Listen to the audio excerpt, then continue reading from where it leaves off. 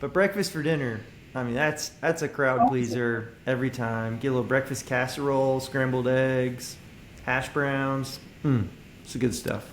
Breakfast casserole.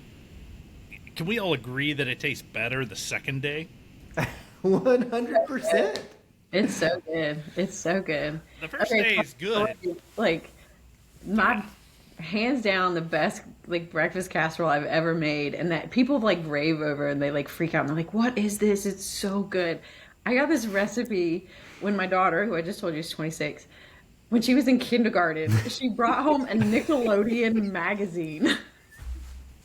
And I had this recipe in it, and I was like, "Oh, that looks good," and I made it. And like the whole family freaked out about it, and so now it's like my go-to whenever I bring like That's what brunchy. you're known for. And people are like, "That casserole, it's so good," and I'm like, "Nickelodeon for the win."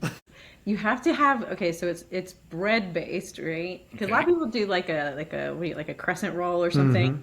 No, this is like a loaf of bread, but you have to get good bread. You can't get like the giant like bunny bread that's So too no soft. Wonder Bread. No Wonder Bread. It's got to be dense. It's got to be that like heavy loaf where you pick it up like, dang, this got some heft to it. Like the So, kind you get from the bakery at Publix. yeah, either the bakery or like I always get the Pepperidge Farm. You know, the one that has like Oh, the yeah. plastic inside the plastic. Yeah. Yeah, Double plastic, the yeah. double plastic. That's when you know it's like, ooh, this is a bougie bread. Um, so you get that and you cube it up. You put it in your pan. It's a dozen eggs. It's 2 cups of half and half. Again, I told you this is not good for you. But it is so good.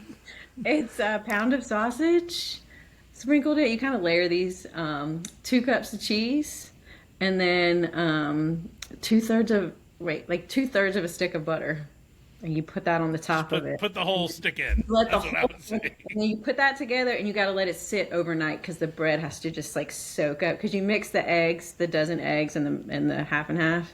You pour that over top. It soaks up into that bread overnight. Y'all, it's so So good. then you cook it the next morning and serve Every it that morning and day, and serve it it's that day. good.